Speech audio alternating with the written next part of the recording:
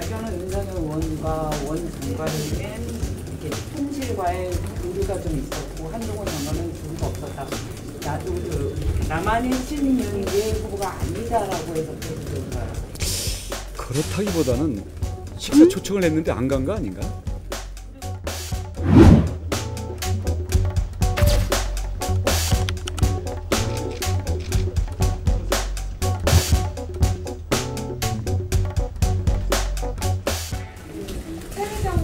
최혜경 특검 김건희 여사 특검에 대한 입장이 궁금하고요. 아까 야당 속죄에 대해서 정면으로 하겠다고 하셨는데 어떻게 하실 건지 구체적으로 말씀해 주십니다. 질문을 하나씩 해주시면 안 될까요? 네, 일단 그러면 최혜경 특검과 김건희 여사 특검에 대해서 물어봤습니다. 그것도 하나씩 해주시면 안 되겠습니까? 시간은 충분히 제가 다 대답할 테니까요. 입장 먼저 말씀해 주시면. 네. 우리 젊은 해병대원의 죽음은 정말 우리 모든 국민을 가슴 아프게 하는 비극적인 일입니다. 우리 국민 모두가 마치 우리 집안의 자식이 죽은 것처럼 비통해하고 있습니다. 저도 다시 한번 새삼 슬픔과 위로의 뜻을 정중히 표합니다. 앞으로 이런 비극적인 사고가 없도록 하기 위해서 사고의 원인과 책임에 대해서 철저히 조사가 이루어지고 책임자에 대한 문책이 철저히 이루어져야 된다고 생각합니다. 그 과정에서 현재 공수처에서 수사가 진행되는 것으로 알고 있는데요. 그 수사 결과가 미진하다면 먼저 특검을 요청할 수도 있다. 이게 이미 여당에서 밝힌 입장입니다. 우선 공수처의 수사 철저히 진행되도록 하고요. 그게 진행된 결과를 보고 미진함이 있다면 그때 특검을 논의할 수 있다. 이게 저희 여당의 입장입니다. 네, 앞서 장관님이 이제 대통령과 신뢰가 있다고 강조를 하셨는데, 그럼 지금 나온 당대표 후보들 중에 신뢰가 없는 후보들도 있다고 봐도 되는지? 저는 다른 후보 또는 의원들이 대통령과 어떤 관계인지 저는 잘 알지 못합니다. 사실 큰 관심도 없습니다. 저는 개인적인 관계보다도 여당이라면 사실 많은 어려운 문제들을 늘 부닥칠 수밖에 없고 그 과정에서 갈등도 있습니다마는 갈등을 풀어나가기 위해서는 상호 간에 충분한 대화와 서로의 존중과 이해 그리고 거기에서 설득을 통해서 해법을 찾아나갈 수 있는 그러한 노력과 능력이 필수적이라고 생각합니다. 참 어려운 일이죠. 그렇기 때문에 정치는 설득의 예술이고 정치에는 경험과 경륜이 필요한 거라고 생각합니다. 그러니까 그런 점에서 저는 대통령 선거 캠프에서 정책본부장 맡을 당시라든가 인수위 또는 국토교통부 장관으로서 일할 당시에도 당정 간에 또는 대통령과 견해가 다르거나 아니면 대통령께서 아직 동의하지 않는 그런 사안들을 가지고 숫하게 토론했던 그러한 경험을 가지고 있습니다. 그렇기 때문에 저는 앞으로 제가 맡아나간다면 대통령과의 그동안의 경험과 함께 논의를 해봤던 그간의 가정에 비춰서 신뢰가 있고 또 저의 25년의 정치 경험 그리고 한나라당의 가장 쓴소리를 앞장서서 했던 원조 소장파의 중심 인물로서 갈등을 충분히 해결해 나갈 수 있다. 그런 자신감이 있습니다. 네, 다음 국민들께서는 목소리밖에 안 들리기 때문에 소속하고 성을 좀 같이 말씀해 주십시오. 서울의 윤진석 기자인데요. 네, 일각에서는 네, 반윤 한동훈, 신진 원희룡 이렇게 후보로 보는데 이게 맞다고 보시나요? 우리는 모두 여당이고 친윤이든 반윤이든 과거에 어땠든지 간에 지금부터 저를 지지하고 함께하는 사람은 모두 친원팀입니다. 다음 질문. 네, 말씀해 주십시오. 김선희 주민입니다. 아까 말씀 주셨던 김건희 특검법에 대한 입장도 김건희 여사의 여러 가지 문제와 의혹들이 제기되어 있습니다. 그 중에 특히 가방 사건이라든가 이런 경우에 대해서는 현명치 못한 처신이었다라는 사과가 이미 있었습니다. 이게 지금 검찰에서 수사하고 있는 걸로 알고 있는데요. 수사의 결과에 따라서 대한민국 국민의 한 사람으로서 그에 따른 책임질 일이 있으면 책임을 지고 국민들의 의혹을 해소해야 된다고 생각합니다. 네, 아까 하셨고 다른 분야여가지고. 예, 먼저 하시고 그다음에 네. 시간 드리겠습니다. 네, 아니 저 한결의 신민정이라고 합니다. 만약에 당대표 되시면 지방선거나 대선 도전 안 하시는지. 지방선거는 2년 뒤고요. 대선은 3년 뒤인데요. 지금 우리 당의 상황을 보면 1년 뒤, 2년 뒤, 3년 뒤가 아니라 사실 몇 달 뒤도 불안한 상황입니다. 지금 우리의 과제는 총선에서 표출된 국민들의 불만을 우리 당정이 함께 토론하고 함께 변화를 해서 민심을 받드는 국정을 이루어야 된다는 것인데요. 야당은 대통령과 국민의 거리가 있을 때는 이것을 벌려서 정치적인 이득을 보려는 그러한 체질을 갖고 있고요. 근데 여당은 이 틈을 좁혀서 국민과 대통령이 가까이 그리고 당과 정이 한 팀이 돼서 국정 과제를 성공으로 이끌 수 있는 그런 방향으로 가는 게 저는 여당의 본분이라고 생각합니다. 이런 방향으로 당정 관계를 정상화하고 이에 대해서 국민들이 불안해하는 것을 먼저 해소해야 국민들의 불만을 해소할 수 있는 앞으로의 3년을 이끌어 나갈 수 있다. 즉 당정 관계가 불안해서 싸우다가 내부에서부터 무너지는 불행한 결과가 올까 봐 국민들이 불안해하는 그 불안감부터 해소를 해야 국민 불만을 해소하는 당정 단결과 국정의 성공적 수행을 할 수 있다라고 생각합니다. 이것을 해내는 것은 시작이 반이고 이게 한 달이 걸릴지 1년이 걸릴지 2년이 걸릴지 모르기 때문에 저는 당대표에 출마한 입장에서 여기에 대해서 모든 노력을 집중할 뿐입니다. 2년 뒤 3년 뒤의 문제는 그때는 국민들께서 어떻게 불러주시냐에 따라서 생각할 문제입니다. 하나 시인 답변 먼저. 예, 일광정비 홍정민 기자인데요. 지금 원외의 인물이긴 하지만 국회의원 앞으로 당을 이끌실 후보자니까 국회의원 원구성이 난항 중인데 7개 상임위를 받아야 된다고 생각하시는지 아니면 이걸 뚫고 나갈 수 있는 해법이 있는 건지 한번 입장 한번. 우리 원내대표 계시니까요. 저 3선 국회의원 해봤고 저쪽 탄핵 이쪽 탄핵 다 겪어본 사람입니다. 국회에서 일어날 수 있는 모든 경우의 수와 국회 선진화법까지 다 겪어봤기 때문에 우리 당내에 우리 중진 의원들 그리고 패기만만한 우리 초선 의원님들과 중지를 모아서 풀어나가겠습니다. 지금 바로 밝히기에는 때와 장소가 아니라고 생각합니다. 아까 하셨죠? 안 하셨나요? 네. 서울경제 강조입니다.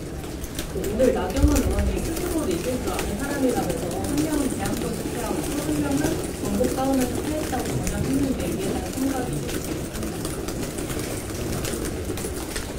저도 선거 패배가 아직도 꿈인지 생신지 자다가도 벌떡 일어나는 입장이어서 정말 더 좋은 결과를 못 낸 것에 대해서 우리 당원들과 국민들 앞에 정말 죄송합니다.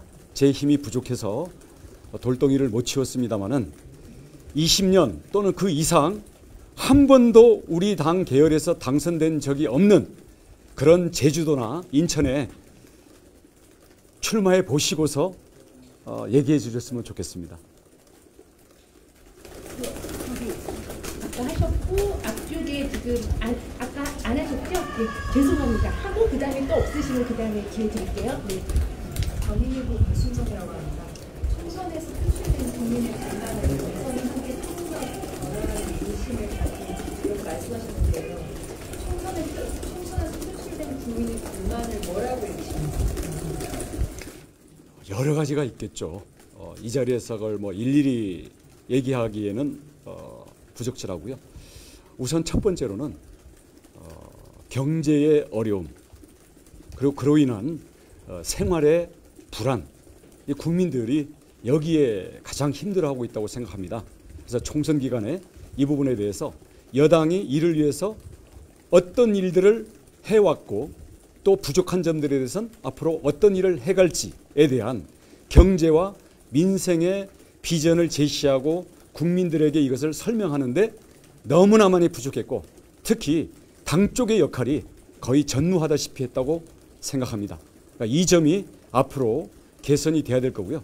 두 번째로는 정권 출범 이후에 국민들이 기대했던 공정의 가치가 퇴색된 것을 저희는 회복해야 된다고 생각합니다.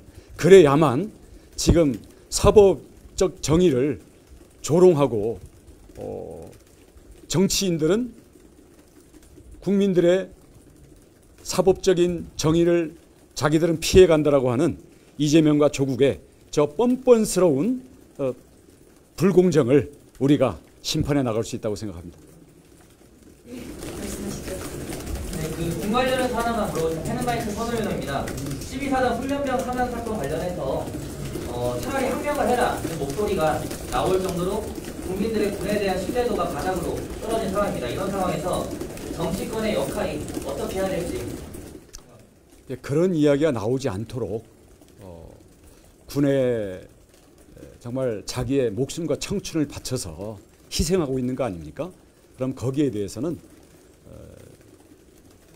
정당한 그런 절차, 그리고 국민들의 존경, 그리고 희생에 대한 정말 최선의 보상, 이런 게 있어야만 앞으로 우리가 이어서 우리의 동생들과 우리 자녀들이 국가를 지키기 위해서 나설 거 아니겠습니까? 이게 지금은 사실 호미로도 막을 수 있는 것을 중간 과정에서 잘못 다룬 점이 있어서 문제가 커졌습니다마는 이 모든 것을 잘 해결해 내는 것이 집권 여당의 무한 책임이라고 생각합니다.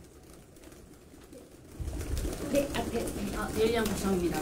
앞으로 그 최고위원은 어떤 분과 같이 함께 하실 계획이신지 궁금합니다.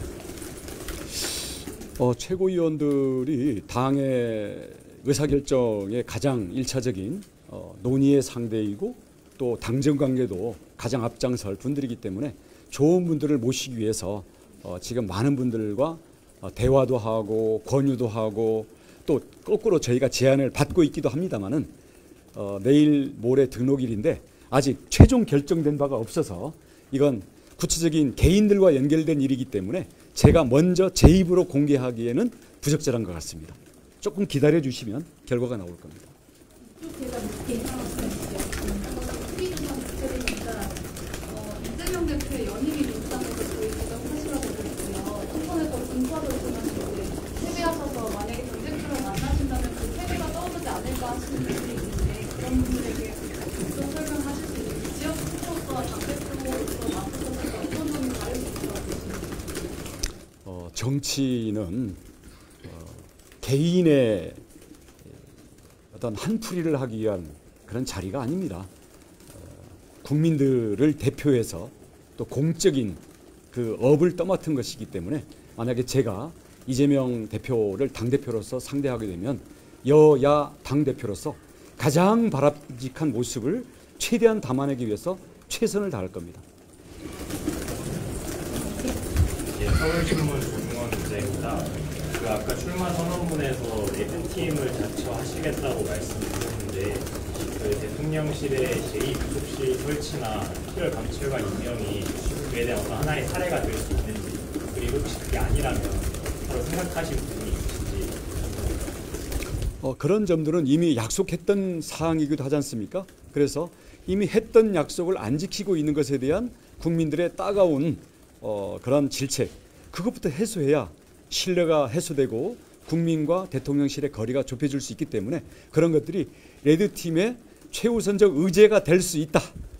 당연히 그 정도는 전제로 하고 말씀을 드리는 겁니다.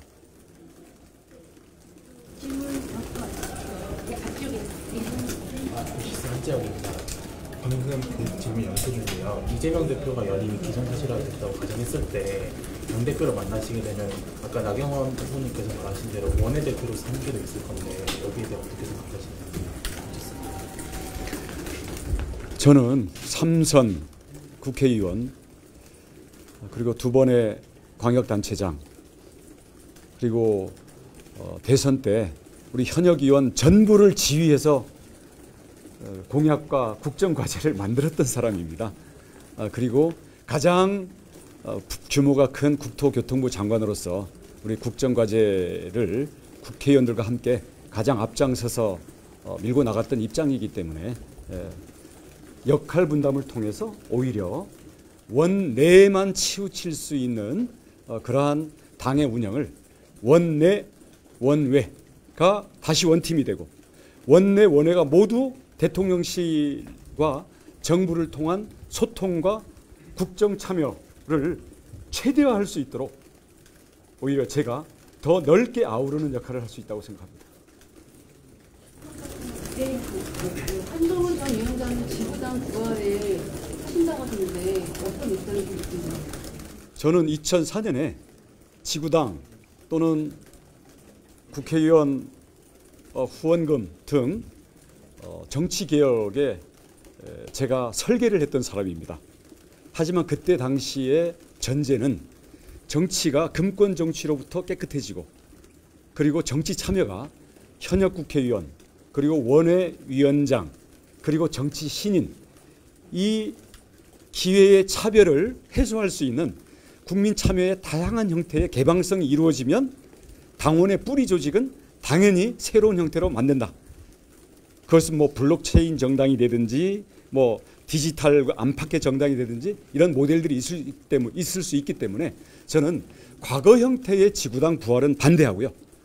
새로운 시대 환경에 맞는 그리고 국민들의 광범위한 다양한 계층의 정치 참여를 활성화하면서 그런 것들을 각 지역별로 당원들의 일상적 참여와 당원들의 정치 인재로서의 성장을 이뤄낼 수 있는 그러한 뿌리 조직과 당 전체의 당원 교육 및 인재의 평상시의 육성 시스템, 사관학교 같은 독일 정당과 같은 이런 시스템은 진작에 했어야 되는데 지난 한 10여 년 넘게 우리 당에서 그 부분을 손 놓고 있었던 거기 때문에 그런 우리 당의 새로운 시대에 맞는 국민의 정치 참여를 정상화하는 그러한 정당 개혁의 일환으로서 저는 적극적으로 검토할 것이고 저는 보관도 갖고 있습니다.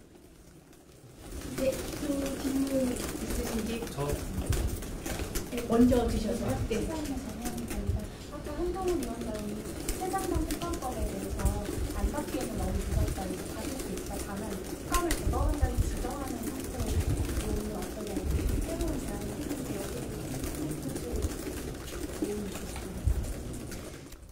제가 이해하기로는 우리 국민의힘의 우리 현역 의원들이 지금 그에 대한 각각 한 표씩의 의결권을 갖고 있는 거 아닙니까? 저는 절대 다수가 우선 반대하고 있는 것으로 알고 있고요. 만약에 지금 말씀하신 것처럼 뭐 독소 조항이라든지 이런 것들에 대해서 여야 협의가 이루어진다면 뭐 그런 부분에서까지 논의가 안 열려 있다라고 할 필요는 없겠지만 현재의 야당이 의석수를 가지고 밀어붙이는 특검법이 현재 기정사실화되어 있는데 이것을 찬성하는 것은 저는 있을 수 없다고 생각합니다.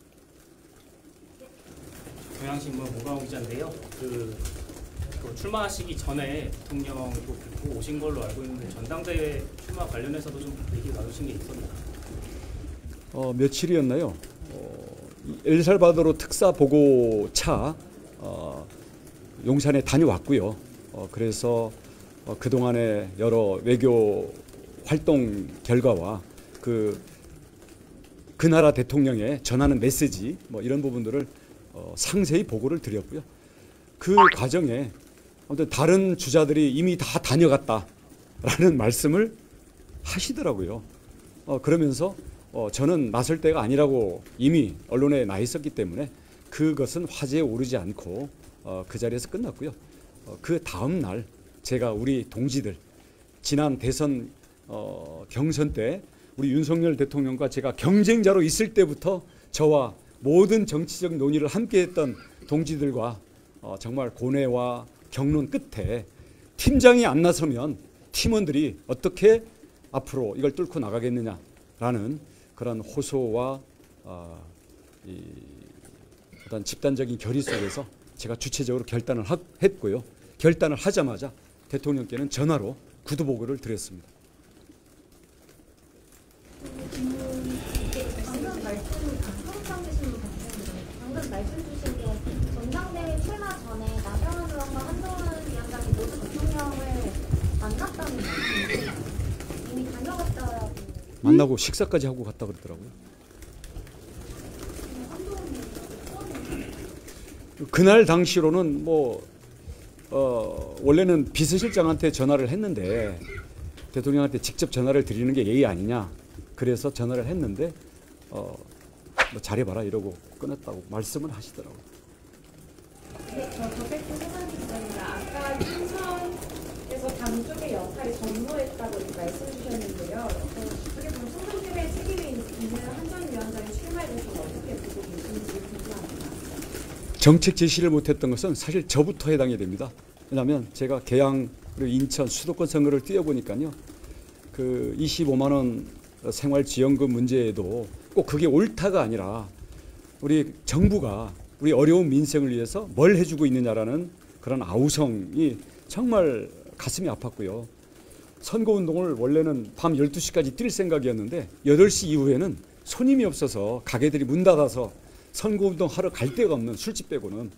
그래서 그런 걸 보면서 이 민생의 어려움 그리고 고금리, 고물가 때문이긴 하지만 이 어려운 경제 속에서 국민들에게 어떻게 희망을 줄 수 있을까 이게 너무나 가슴이 무거웠고요. 그래서 선거 패배로 왔을 때 가장 큰 요인은 그것이었다. 저는 그렇게 받아들이고 있습니다. 처음 질문하시는 기자님 안 계신가요? 네. 아니요, 안 하실 거예요? 예. 먼저 하시고. 연합뉴스 조다은 기자. 이번에 당원당규 개정 과정에서 당권 대권 분리 규정 개정은 차기 당대표에 넘기기로 했는데 차기 당대표가 되신다면 이건 좀 어떻게 받으실까요? 저는 셀프 연임으로 당헌을 개정하는 그런 민주당 대표는 본받으면 안 된다고 생각합니다. 이 여당이라는 게 가다 보면 갈등도 있고 또 정권 재창출을 위해서 또 많은 전략적인 고려가 있게 되겠지만은 그것은 이 당원과 국민들이 결정해 줄 일이지. 그걸 셀프 연임해서 개헌을 하면 과거에 그 집권 연장 개헌하던 것과 뭐가 다릅니까? 민주당에는 민주가 없는 것 같습니다. 없으시면 사실 아니 뒤 먼저 아까 하셨으니까. 한동훈 위원장이 보수 정치를 대선하고 혁신하겠다고 다른 후보들도 보수에 대한 이야기 많이 하셨는데 한동훈 위원장에 대한 생각은 그런 일반적인 토론은 앞으로 하시자고요. 오늘 너무 많지 않습니까? 꼭지가? 앞으로 거의 매일 뵙다시피 할 테니까 그거에 초점을 맞출 때 제가 답변을 하겠습니다. 아니요, 무제한 받는데 아까 말씀이 정확하지 않아서 네네. 시간이 가셨는데 아까 말씀이 정확하지 않아서 나경원과 한동훈이 둘다 대통령을 만나고 식사를 했었는데 나경원, 윤상현은 방문을 해서 식사를 했다 그러고요. 한동훈 위원장은 바로 그날인가 아무튼 전화가 와서 격려는 해줬다. 그 말씀이 나와서 그래서 다른 주자들에 대한 얘기만 저는 듣고 온 셈이죠.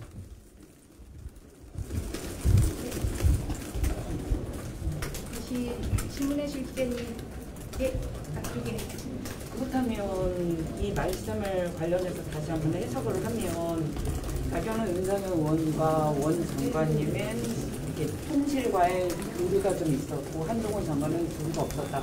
나도 남한의 신윤재 후보가 아니다라고 해석해도 될까요? 그렇다기보다는 식사 초청을 했는데 안 간 거 아닌가요? 그리고 그날 저녁에 그 전에는 안 나실 것으로 알고 있었는데 그 저녁에 통실을 갔다 와서 결심하셨다라고 이걸 이해해도 될까 아까 말씀이에요? 아니요, 그거는 별개죠.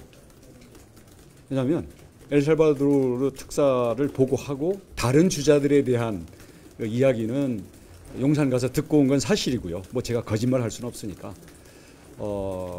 다음에 이제 당대표 출마는 날짜가 얼마 안 남았기 때문에 우리 그 의원들의 미팅이 긴급 미팅이 소집이 돼 있었습니다. 그래서 그날 밤 또 아침 이렇게 거치면서 제가 결단을 내리게 된 거죠.